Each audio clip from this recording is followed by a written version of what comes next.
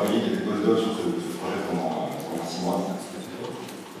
Donc, la présentation est intitulée de la médecine hospitalière, de la reconnaissance des maladies professionnelles, de la connaissance à la reconnaissance. C'est une recherche qu'on a commencée il y a 6 mois à peu près, qui parle d'un constat qui est bien connu des spécialistes de la santé du travail, c'est qu'il y a une sous-reconnaissance massive, et on l'a expliqué depuis ce matin, des maladies professionnelles en France, et qui n'est pas une sous-reconnaissance qui est inconnue, que les sociologues découvrent aujourd'hui, puisqu'elle est même institutionnalisée, elle est connue par les régimes de sécurité sociale, puisqu'il y a des reversements annuels qui sont faits en fait entre le régime de la sécurité sociale et le régime spécialisé sur les maladies professionnelles et l'accident du travail. C'est quelque chose qui est bien connu. Une sous-reconnaissance massive, alors je vais vous donner quelques chiffres comme ça pour vous donner un petit peu l'ampleur des choses, puis après, je vais vous expliquer pourquoi on en est arrivé à partir de ce concept de sous-reconnaissance massive, à se poser la question quelles sont les raisons de cette sous-reconnaissance. Alors il y a plein d'explications possibles, et nous, elle nous focaliser sur une partie des mécanismes qui expliquent cette sous-reconnaissance, qui est l'intervention ou la non-intervention des médecins hospitaliers dans les démarches, dans les processus de reconnaissance en maladie professionnelle. Alors, quelques chiffres, juste en introduction. L'INPS, l'Institut national de la sanitaire, qui s'appelle aujourd'hui Santé publique France, c'est des chiffres anciens, il y a une nouvelle évaluation qui est encore été publiée, évalue qu'il y a à peu près 4 à 8,5 des cancers en France aujourd'hui qui peuvent être considérés comme d'origine professionnelle. C'est des fourchettes parce que ça dépend des calculs statistiques pour estimer ça, ça dépend un petit peu des postulats qu'on comprend quand on fait ces calculs. Ce qui fait qu'il y a environ 14 000 à 30 000 cas de cancer en France qui peuvent être considérés comme professionnels, du point de vue des données épidémiologiques et toxicologiques qu'on peut avoir. Et en France, en 2015, il y a eu 1707 cas de cancer qui ont été reconnus comme maladies professionnelles. Donc, vous voyez, là, il y a un delta, il y a de grosses différences. En gros, il y a beaucoup de cancers qui sont des cancers professionnels qui ne sont pas reconnus comme cancers d'origine professionnelle et qui donc sont pris en charge par le régime général des sécurité sociale et pas par la branche maladie professionnelle. Alors, en plus ces cancers, enfin, c'est quelque chose qui est aussi bien connu des spécialistes, donc excusez-moi pour expliquer ça, c'est qu'en grande majorité, il y a deux types, il y a un type de cancer qui est reconnu comme maladie professionnelle, c'est les cancers qui sont liés à l'amiante, on a fait la création du tableau de l'amiante. 83% des cancers qui sont reconnus comme d'origine professionnelle sont des cancers qui sont liés à l'amiante. Ça veut dire qu'il y a très peu de cas qui sont reconnus pour d'autres types de facteurs de risque. Alors, pourquoi il y a cette faible reconnaissance des cancers d'origine professionnelle? Parce qu'il y a un nombre de tableaux qui est assez limité, les tableaux de maladies professionnelles dont on a déjà parlé, et on a vu, ça a été discuté depuis ce matin, qu'évidemment il y a un décalage entre les connaissances scientifiques et la création de tableaux, parce que la création de tableaux c'est une négociation paritaire, c'est impacté par les considérations politiques, les considérations de calcul de coûts. Il y a aussi des parcours de reconnaissance qui sont difficiles, qui sont liés à la familiarité ou pas des médecins qui vont accompagner les parcours avec les procédures de reconnaissance, avec les facteurs de risque pour les cancers professionnels, qui vont être liés aux politiques des caisses qui se chargent de gérer les demandes de reconnaissance, et qui sont liés aussi à la difficulté quand on est malade. Pour les personnes qui sont malades ici et qui le savent, on a déjà travaillé là-dessus, c'est difficile de combattre d'un côté la maladie et en même temps d'être dans une démarche de reconnaissance pour des droits médico-administratifs, et que souvent c'est la maladie qui passe en premier, et que en fait, les demandes de réparation ne se font pas systématiquement parce que c'est quelque chose qui est compliqué à mener. Alors, sur les cas de BCC, il y a deux tableaux qui ont été créés, qui ont été rassemblés par plusieurs intervenants. Tableau sur la maladie Parkinson et tableau sur les hématopathies en lien avec l'exposition aux pesticides. Les chiffres qu'on a pu avoir sur Parkinson, 15 à 25 cas par an qui sont reconnus, et sur les lymphomes Hodgkiniens, on a eu 27 cas reconnus en 2016, ce qui est relativement peu par rapport à la masse des gens qui sont malades. Donc il y a une sous-reconnaissance pour ces maladies, comme pour d'autres maladies, alors qu'il y a des tableaux qui existent. Alors, comment expliquer cette sous-reconnaissance des maladies professionnelles? Il y a plusieurs façons d'expliquer, et il y a pas mal de travaux. Donc, moi, je suis sociologue, je me suis intéressé, comme un sociologue, sur quoi on travaille les sociologues, tous les médecins de santé publique. Beaucoup de personnes se sont intéressées au rôle des médecins, parce que les médecins, ils ont un rôle important à jouer. Alors, les premiers médecins auxquels on pense, évidemment, c'est les médecins du travail. Donc, il y a des travaux en sociologie qui se sont intéressés au travail des médecins du travail et comment ils accompagnent ou pas, en gros, les démarches de reconnaissance en maladie professionnelle des personnes qui suivent Alors, soit quand ils sont en service autonome, alors, les médecins du travail peuvent travailler en service autonome pour les grandes entreprises, donc c'est des services de santé au travail qui sont à l'intérieur des grandes entreprises, soit le plus souvent dans des services inter-entreprises de santé au travail, c'est-à-dire qui suivent des salariés de différentes entreprises qui sont adhérentes à un service inter-entreprise de santé au travail.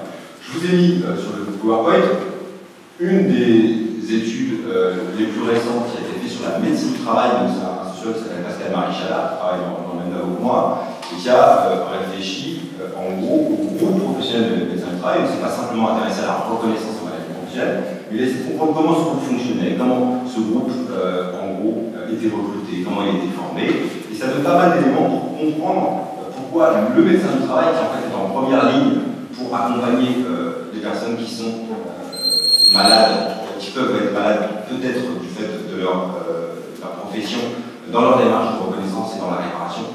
Pourquoi ça peut être parfois difficile? Parce qu'en fait, les médecins du travail, ils ont une position institutionnelle parfois un petit peu ambiguë. Ils sont à la fois indépendants fonctionnellement, mais en même temps salariés des services inter-entreprises qui sont présidés par les chefs d'entreprise.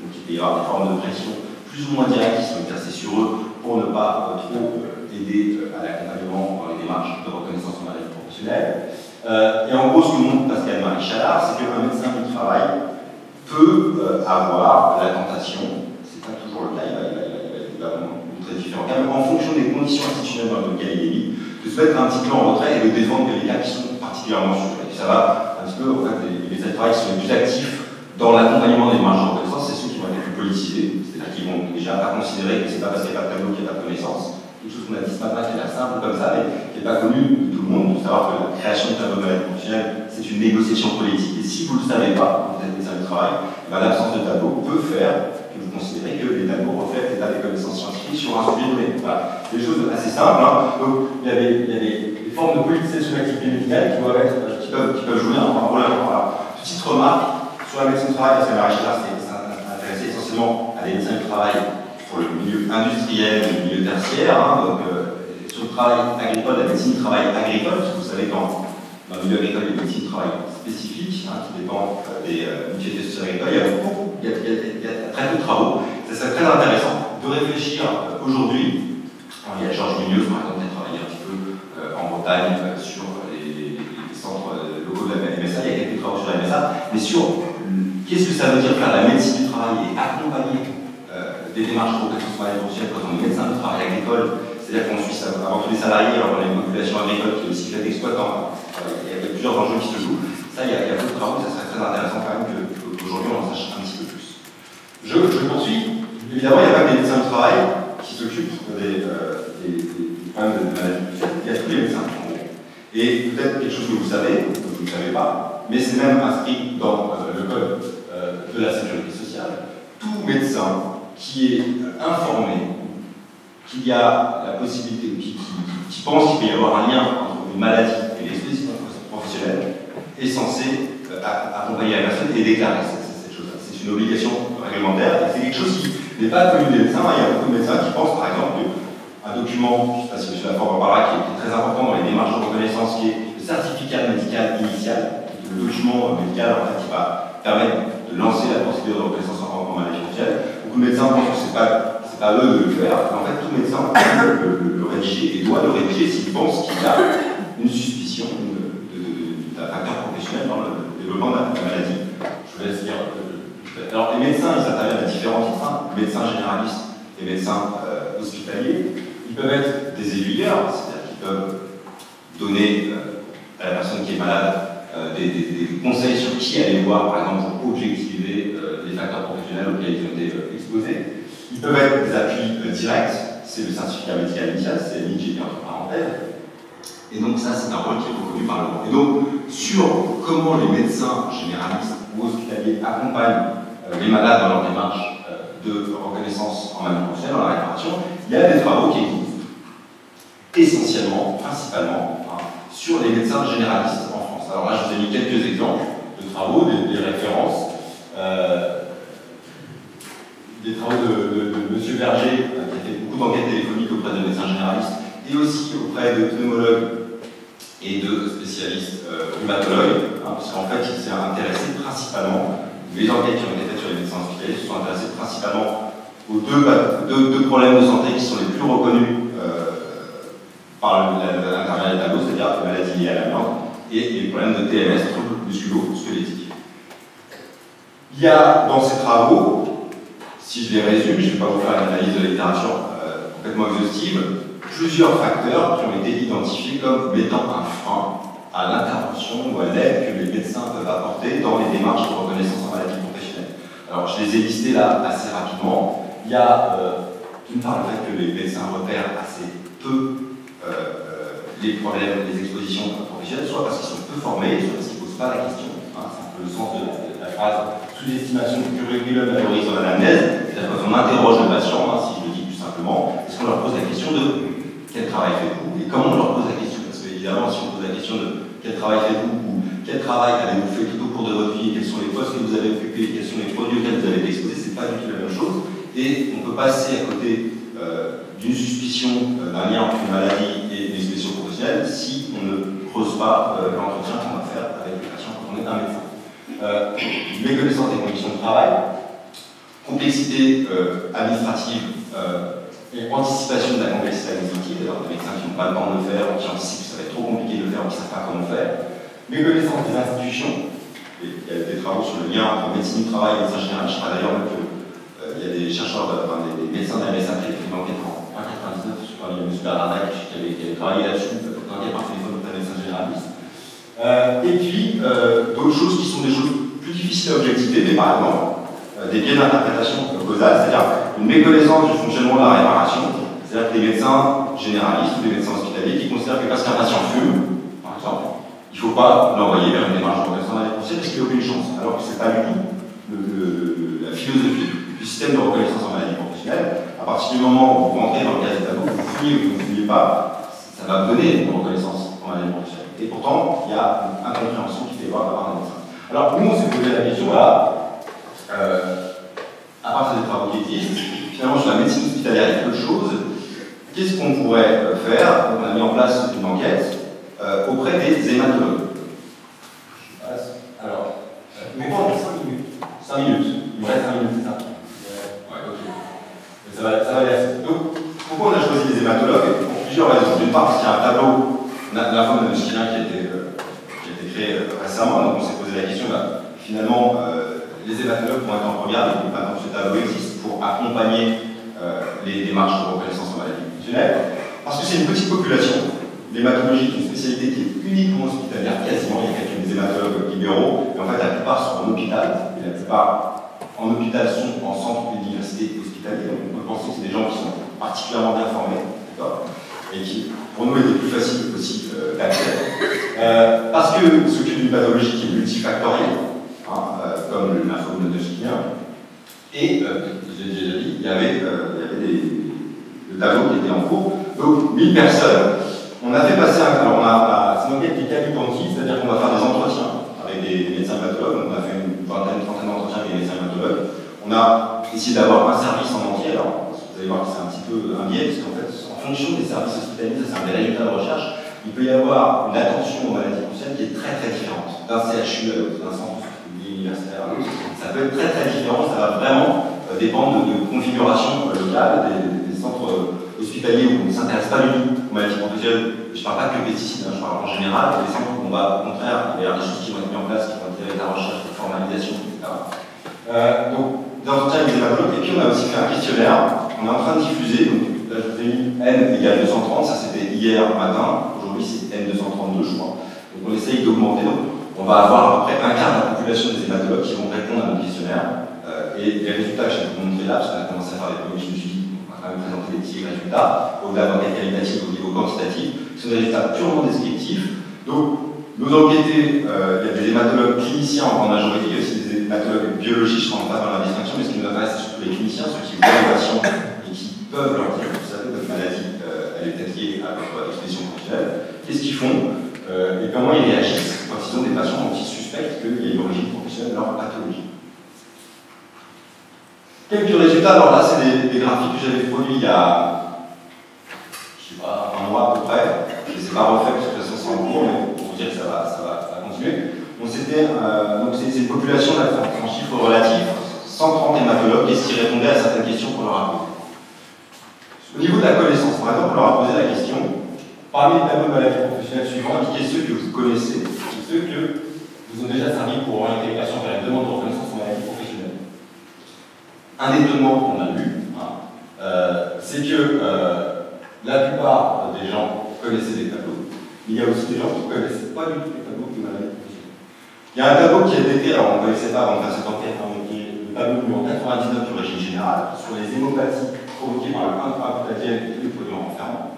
Un an après, vous voyez, là, la colonne en vert, je ne connais pas, il y a à peu près 70% des gens qui n'ont jamais entendu parler de ce tableau quand on faisait des enquêtes qualitatives ou DV. C'est quoi le intraputadienne? Ils n'en avaient jamais entendu parler.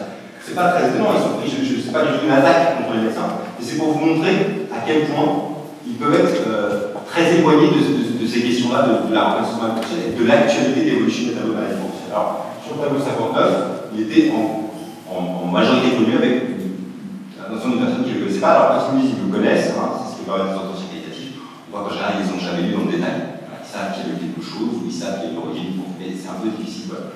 Deuxième chose qu'on a posée, là, j'ai pas mis de graphique, la formation absente faible, c'est-à-dire qu'il y a une formation qui est très très faible des médecins hospitaliers sur les questions des conditions de travail, du droit du travail, maladie de. Et ça, c'est pas très étonnant parce que c'est ce qu'on retrouve en gros dans d'autres études qui ont fait.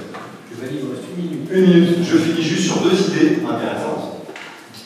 Première idée, contrairement à ce à quoi on s'attendait, la plupart des gens qui vous ont répondu, et même en entretien, interrogent le patient sur leur profession et les interrogent plutôt de manière détaillée. C'est-à-dire qu'en gros, ce qu'on a constaté, c'est que dans les hôpitaux, quand les patients arrivent en service d'hématologie, ils vont être interrogés sur leur parcours professionnel de façon très détaillée. Il y a beaucoup d'informations qui vont être sorties, alors qu'on s'attendait à ce qu'ils les interrogent relativement peu. Mais ce qui va se passer, c'est que cette information va être complètement perdue, diluée, peu structurée, et elle ne va pas pouvoir servir à faire de la veille sanitaire. Et donc il y a beaucoup de gens qui nous disent, ah si, même des gens qui nous ont sorti des petits fichiers Excel, où ils disaient, ah si, dans la région, il y a un problème avec les pesticides, d'ailleurs j'ai mon fichier, j'ai tous mes patients, j'ai regardé. Donc ils font quasiment des épidémiologies, enfin des épidémiologies, c'est pas ce que je veux dire, mais ils font de la veille, et ils ont des suspicions, mais ça ne se transforme en rien en termes de reconnaissance, ou en termes de données. Donc ça c'est assez intéressant, parce que c'est quelque chose auquel on ne s'attendait pas. Et deuxième chose, qui sera ma dernière idée, je vais m'arrêter là. Deuxième chose, c'est que là, ce qu'on a observé, c'est que ce que vont devenir ces données sur les professions et ces suspicions sur le lien entre parcours professionnel et maladie. Alors, oui, bon, je passe. Et ce que ça va devenir, ça va vraiment dépendre de configuration locale, et notamment, puisque la médecine, les hématologistes sont souvent en centre universitaire hospitalo-universitaire, ça va dépendre en gros des liens qu'il y a entre le service d'hématologie et les centres de consultation de pathologie professionnelle, qui sont des centres de médecine du travail hospitalier, d'accord. Et là, on va avoir des formes de relations, soit d'ignorance complète, c'est-à-dire qu'il y a des médecins hématologues qui ne savent même pas que les CCTP existent, et d'autres qui vont avoir des programmes de recherche avec eux, donc ça va être très dépendant. Alors, est-ce que ça veut dire que c'est bien quand il y a des liens? Oui, c'est bien, parce que ça permet en fait, par exemple, des envois quasiment automatiques des patients pour lesquels on suspecte une origine professionnelle vers les centres de consultation de pathologie professionnelle, où ils peuvent être pris en charge pour des démarches de reconnaissance. C'est bien, mais ça veut dire qu'il y a une forte délégation finalement de l'expertise travail des hématologues vers le médecin du travail qui occupe les centres de consultation de pathologie professionnelle. Et bien, si ce médecin qui occupe le centre de consultation de pathologie professionnelle est plutôt conservateur dans sa façon de traiter les données et les cas, et ben ça peut amener une sous-reconnaissance parce que c'est lui qui va jouer un filtre. Voilà. Et ça peut jouer, on a vu des cas, parce qu'en fait, ce qu'il faut comprendre, c'est que les médecins du travail sont des groupes professionnels qui sont assez dominés dans la hiérarchie médicale et qui participent en plus au C2RMP, donc c'est eux qui participent à d'autres étapes de la démarche de reconnaissance professionnelle. Et donc on peut faire l'hypothèse qu'ils ont, pour valoriser, pour assurer un peu leur légitimité en tant que médecin du travail, une volonté un peu de scientificiser le traitement des demandes de reconnaissance, des cas qui leur sont adressés, et donc de se montrer un petit peu conservateur. Voilà, je ne sais pas si je suis clair, ça demanderait un petit peu de temps pour développer cette hypothèse, mais c'est une hypothèse qu'on fait et qu'on va continuer à explorer dans notre travail. Voilà. Donc ça va continuer, donc on publiera plus tard, et